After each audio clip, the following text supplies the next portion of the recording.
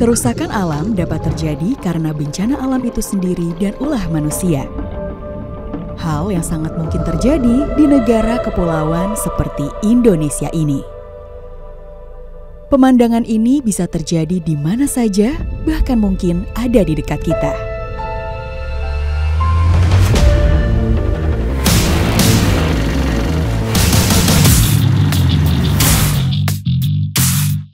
Sebagai negara maritim, perairan Indonesia dengan potensi sumber daya laut yang melimpah menjadi tempat berlangsungnya kegiatan ekonomi.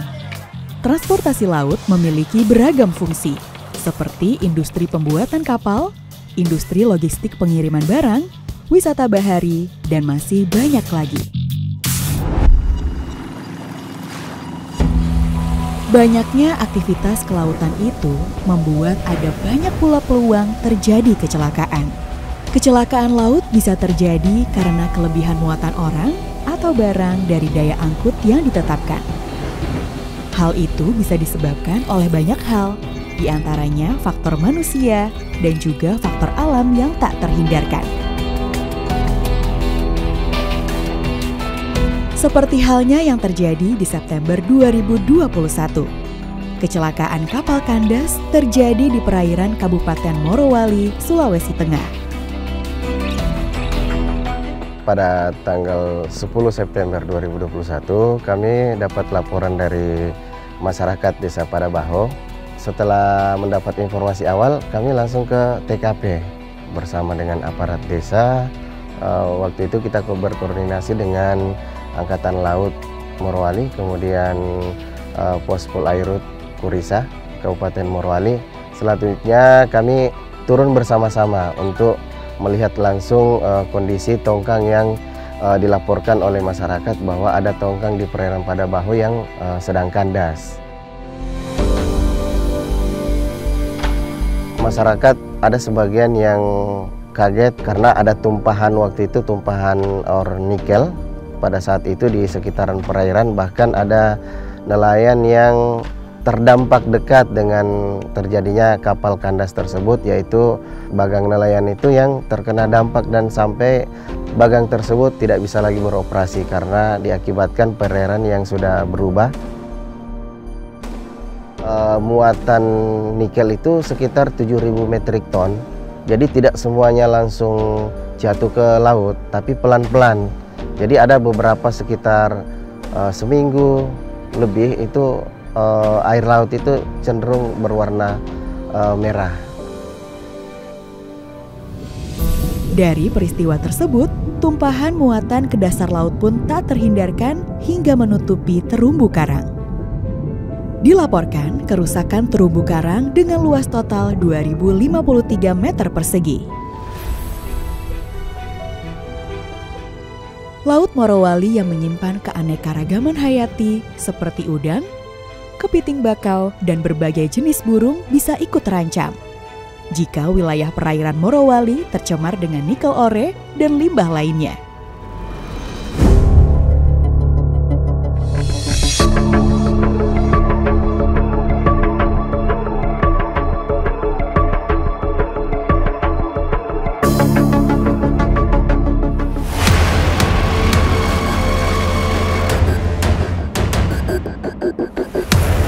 Itu ada laporan ada kecelakaan kapal di Desa Padabaho Ganti.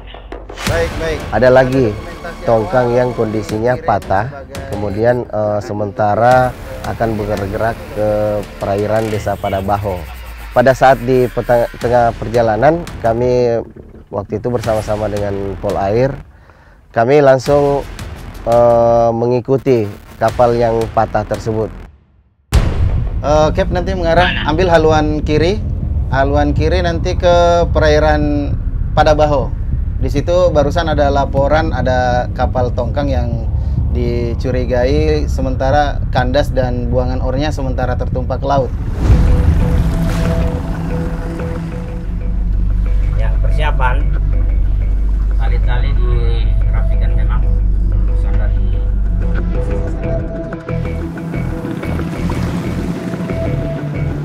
Dan memang benar kami langsung naik ke kapal tersebut dan mencari informasi bahwa kapal ini akan menuju desa perairan. Kemudian kami ikuti tidak mengganggu karena pada saat itu kapal kandas tersebut sementara akan dilakukan penyelamatan karena diakibatkan karena cuaca buruk saat itu.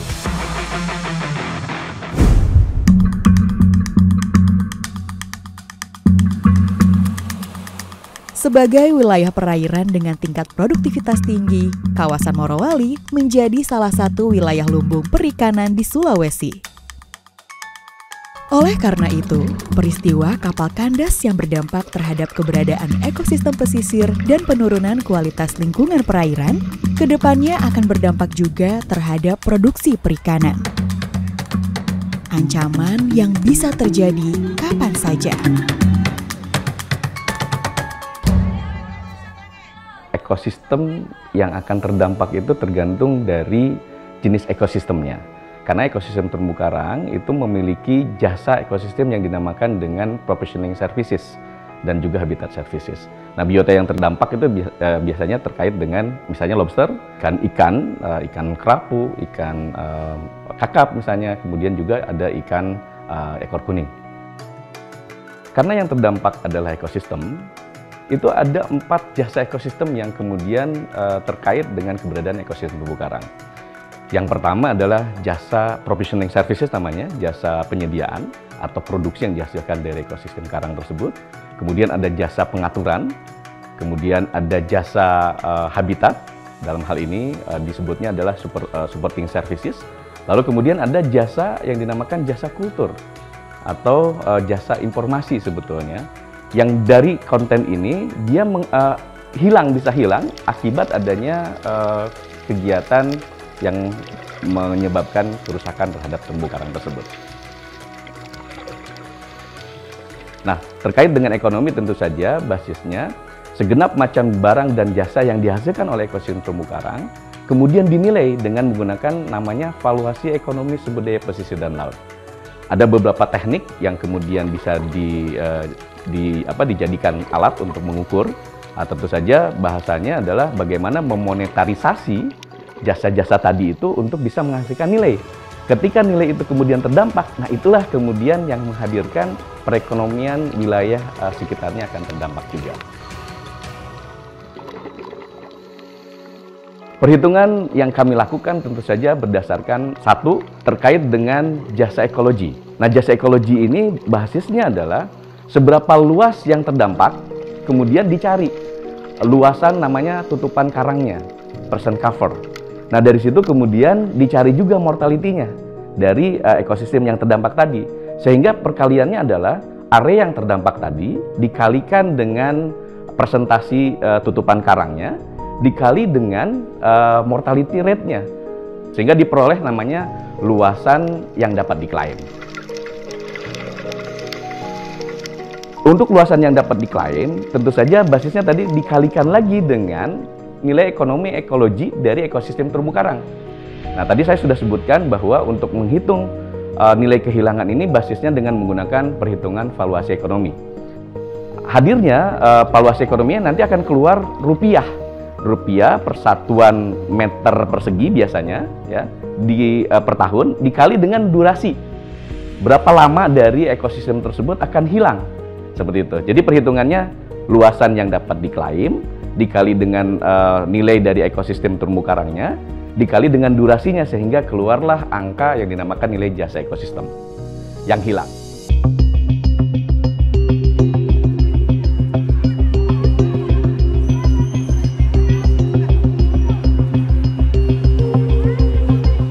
Tak berhenti sampai di situ, dampak dari pencemaran pun dirasakan langsung oleh masyarakat setempat. Perairan Morowali yang merupakan tempat tinggal ragam biota laut kian berbalik menjadi malapetaka bagi para nelayan. Masyarakat yang bermata pencaharian sebagai nelayan tidak dapat menghidupi kebutuhan hidupnya seperti sedia kala. Lalu, bagaimana kehidupan para nelayan akibat kapal kandas tersebut? Saya pasang bagang pada waktu itu tahun 2021, kapal tongkang di dekatku pada waktu tengah malam. Setelah saya bangun, saya kaget kenapa ini kayak siang. Wah, lampunya pala itu memang yang halangi saya kayak matahari siang. Antaranya itu 20 meter saja dari bagang itu kapal tenggelam. Akhirnya itu kapal rusak, ya, bocor, tenggelam. Kita turun besok malamnya, tidak ada bisa dapat. Berapa malam saya turun itu, ada 10 malam biar untuk sayur tidak ada. Biasanya itu yang menghalang biasa atas 10 ekor kah berapa ekor. Tidak ada sama sekali karena airnya merah. Ya, saya pasrah pada waktu itu mau di apa. Mungkin di situ bisa punya rezeki. Saya mau ini wah tidak baik juga. Iya. Lebih baik saya sabar. Ada balasannya itu, pintar Tuhan.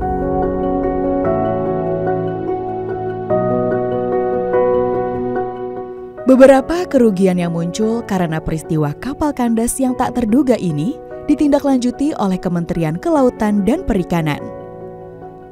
Melalui Permen KP nomor 28 tahun 2020 tentang cara penyelesaian sengketa dalam pengelolaan wilayah pesisir dan pulau-pulau kecil, disebutkan beberapa poin penting untuk menyelesaikan sengketa ini. Hari ini saya akan minta keterangan. Apakah saudara saat ini dalam keadaan sehat jasmani dan rohani? Baik. Apakah Bapak bersedia saya minta keterangan? Dari data-data yang disampaikan tadi, sesuai identitas kapal, apakah benar itu milik perusahaan Bapak? Kemudian, apakah Bapak bersedia menceritakan kronologis yang terjadi saat ini? Muatan tongkang yang saat ini kandas, apakah benar yang dimuat itu adalah nikel ore? Benar Pak ya? Yang kira-kira sekitar 7.500 metrik ton. Baik. Apakah saudara atau pihak penanggung jawab bersedia apabila pada saat survei itu terjadi kerusakan terumbu karang, apakah perusahaan Bapak bersedia untuk bertanggung jawab? Baik. Sebagai bagian dari Kementerian Kelautan dan Perikanan, PPSDK pun ikut terlibat dalam mengawasi dan memastikan sumber daya kelautan terjaga dalam peristiwa tersebut. Jadi berdasarkan Undang-Undang 27 tahun 2007 tentang pengelolaan wilayah pesisir dan pulau-pulau kecil, ya di pasal 64, 65, 66 itu dijabarkan melalui Peraturan Menteri Kelautan dan Perikanan tentang tata cara penyelesaian sengketa wilayah pesisir dan pulau-pulau kecil.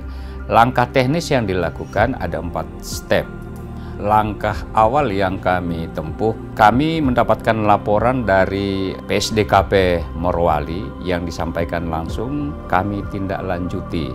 Kami turunkan tim untuk melakukan full bucket di lapangan terkait dengan kasus kapal kandas di perairan Padabaho, Morowali. Pertama, setelah kita mendapatkan hasil daripada full bucket, itu kita akan tindak lanjuti dengan verifikasi.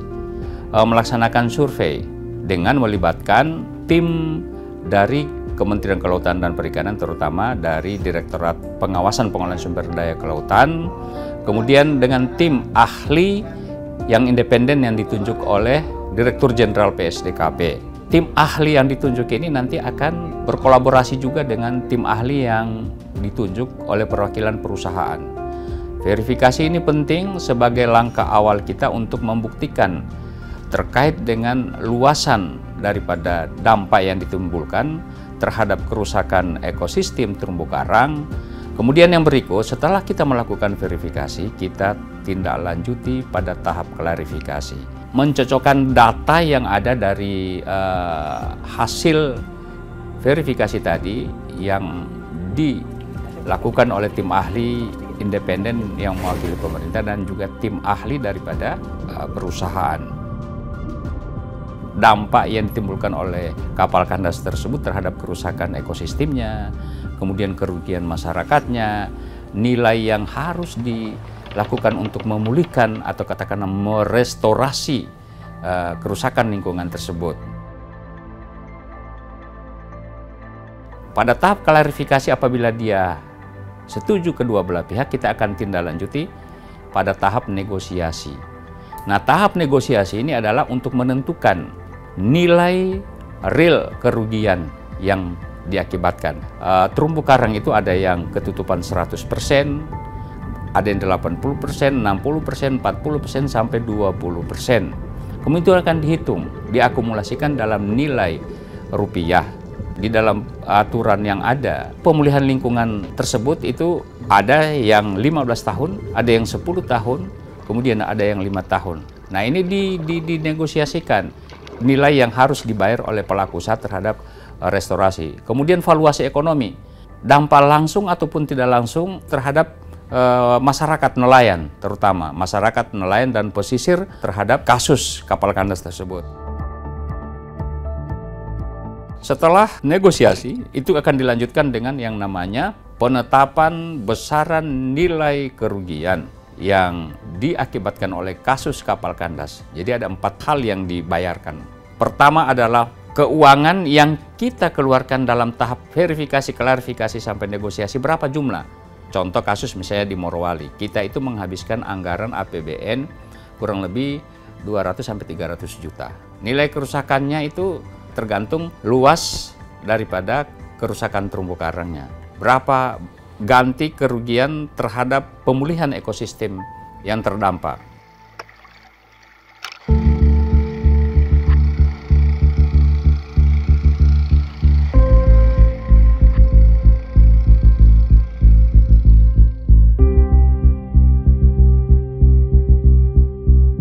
Masyarakat pun mendapatkan kompensasi daripada kerugian yang langsung ataupun tidak langsung dampaknya terhadap perekonomian masyarakat sekitar. Jadi 4 kategori ini yang akan diakumulasikan jumlah denda yang harus dibayarkan oleh pelaku usaha terhadap kasus kapal kandas.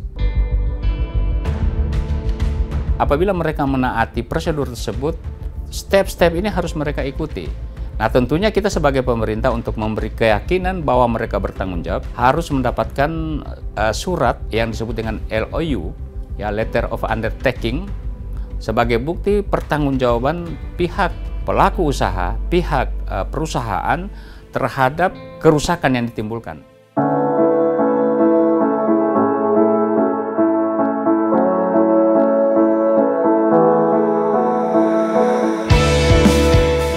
Selain itu tentu saja bahasanya ada nilai yang dinamakan nilai restorasi.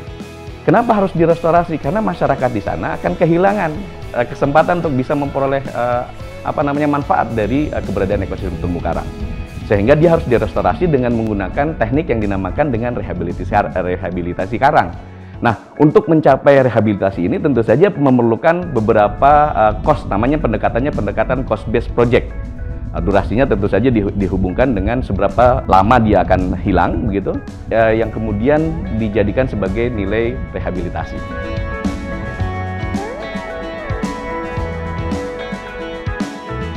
Restorasi atau pemulihan ekosistem ini didekati salah satunya dengan transplantasi karang. Nah, jenis-jenis ini kemudian ditransplantkan baik itu secara natural misalnya atau kepada sebuah substrat yang kemudian didesain. Contohnya substratnya misalnya dari paralon misalnya, honai misalnya, atau kerangka dasar. Tapi prinsipnya bagaimana karang tadi ditempelkan kemudian diikat untuk bisa tumbuh berkembang. Dengan sendirinya tentu saja dari alam dan sebagainya, tapi utamanya adalah bahwa di daerah di situ adalah ada terumbu karang. Karena untuk sampai dia bisa berkembang, ada masukan-masukan makanan dari terumbu karang sekitarnya, seperti itu. Jadi jenis karangnya itu ada yang jenis cepat tumbuh, seperti Acropora, 6 sampai dengan 7 tahun tuh dia sudah bisa tumbuh. Tapi untuk yang masif, misalnya seperti Porites dan sebagainya, dia butuh waktu lebih, bisa jadi puluhan tahun, atau bisa juga ada yang ratusan tahun. Tapi pada prinsipnya kita mencari proses rata-rata biasanya antara 10 sampai dengan 15 tahun. Sehingga apa yang menjadi hasil identifikasi itu hanya kita akan lakukan konsultasi dengan ahli atau pihak ketiga.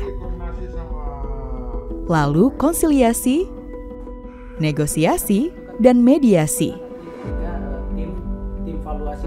Semua itu dilakukan untuk menyelesaikan sengketa.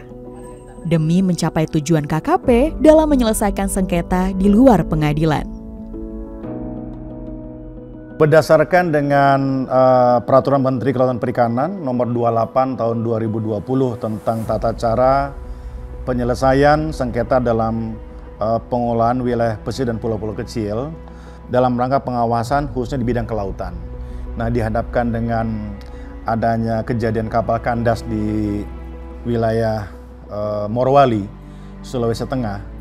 Ini tentunya dalam rangka melaksanakan kegiatan pengembalian ekosistem.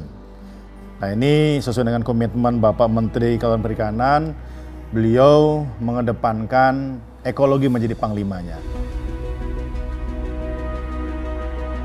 Pada dasarnya dengan jumlah yang sudah ditetapkan, ini kan tentunya berdasarkan kajian daripada tim ahli. Jadi kita melihat sejauh mana kerusakan ditimbulkan, kita lihat luasannya, kita lihat valuasi kerusakannya, sehingga timbullah angka yang ditetapkan untuk mengukur adanya kerusakan ekosistem laut, terutama terumbu karang yang akibat dari kandasnya kapal tersebut.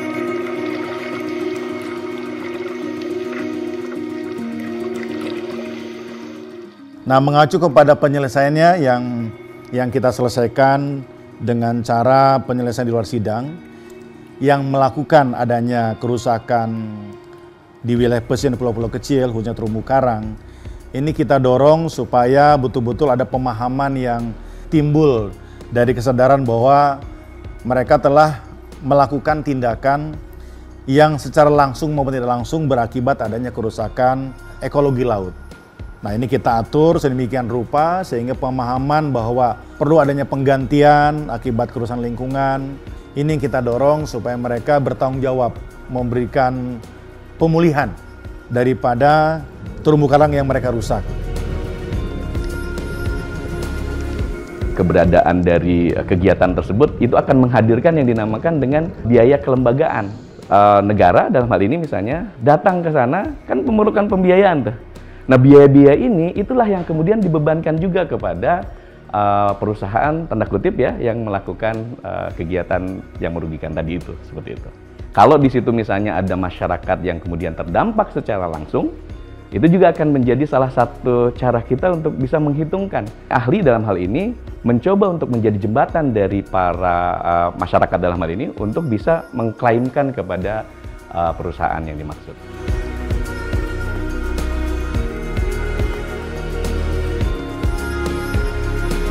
Komponen yang menjadi klaim kerugian antara lain kehilangan jasa, ekosistem, restorasi terumbu karang, biaya pelaksanaan verifikasi, dan biaya kerugian langsung masyarakat sebagai dampak kapal kandas. Dari pemerintah setempat pun juga ikut mengawasi proses tersebut untuk bisa menjadi perantara bagi pihak nelayan.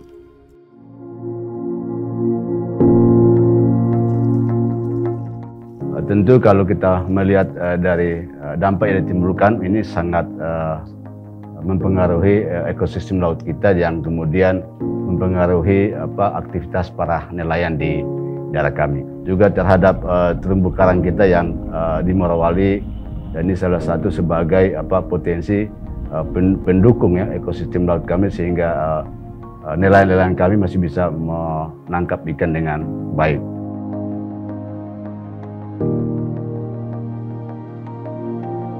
Dalam kasus ini ada beberapa hal yang kami lakukan oleh pemerintah daerah. Kami langsung menghubungi Kepala Dinas Perikanan untuk segera melakukan peninjauan lapangan, dan alhamdulillah dengan kesiapan teman-teman kita di Dinas Perikanan kemudian menemui si pemilik kapal, dan saat itu kami mencoba bernegosiasi ke pemerintah, mengundang pemilik kapal dan melakukan pembicaraan tentang hal-hal yang terjadi akibat daripada kapal yang karam di perairan kami.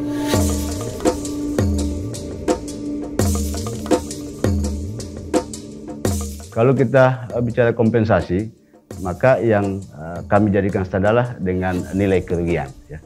Jadi kita coba melihat apa yang terdampak kepada masyarakat. Misalnya bagang masyarakat yang kemudian terdampak dari kejadian itu, sehingga kita coba menyampaikan ke pihak perusahaan untuk bagaimana menghitung berapa nilai kerugian itu sehingga masyarakat kita ini bisa kembali membangun usahanya, dan alhamdulillah itu disepakati oleh pihak perusahaan sehingga masyarakat kita juga bisa melanjutkan usaha ekonominya.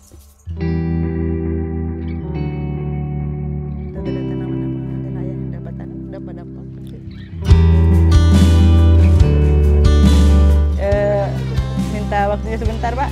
Iya.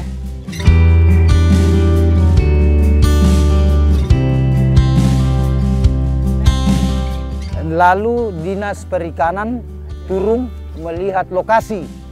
Dia cari orangnya, dia bilang mana punya bagang. Dia turun sama-sama. Baru dia foto di tanda bukti. Ya, oh betul-betul dihalangi. Dia bilang tunggu katanya Deng.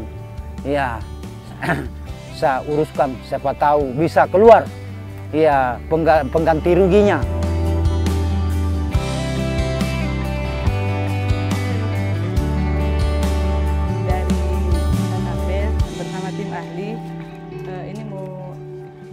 Sedikit.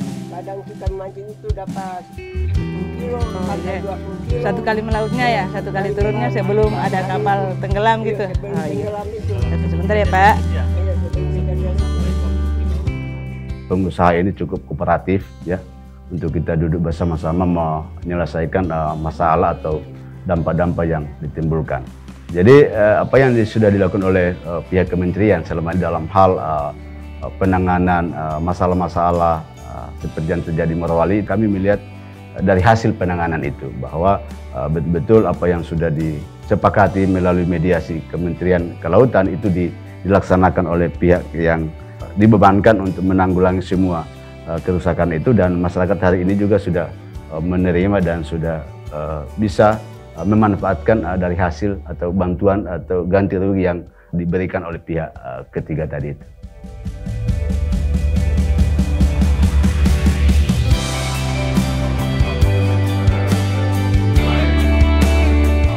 Akhirnya saya menunggu dia keluar, dia panggil saya turun di kantor perikanan dan mendapatkan uang sejumlah 27 juta dari perusahaan 27 juta. Jadi jumlah 54.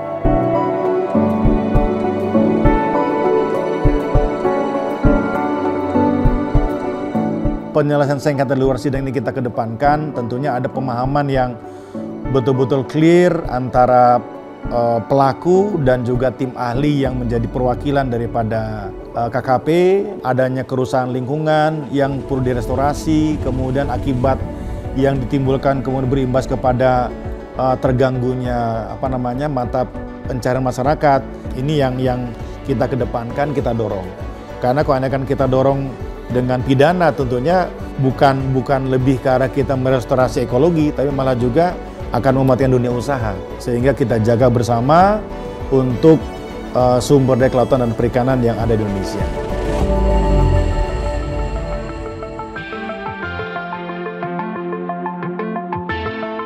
Dengan adanya pihak yang bertanggung jawab pada kejadian kapal kandas, menunjukkan bahwa penegakan hukum itu tak hanya untuk memberi sanksi semata, tapi juga untuk memastikan pihak terkait itu bertanggung jawab memperbaiki lingkungan yang terdampak.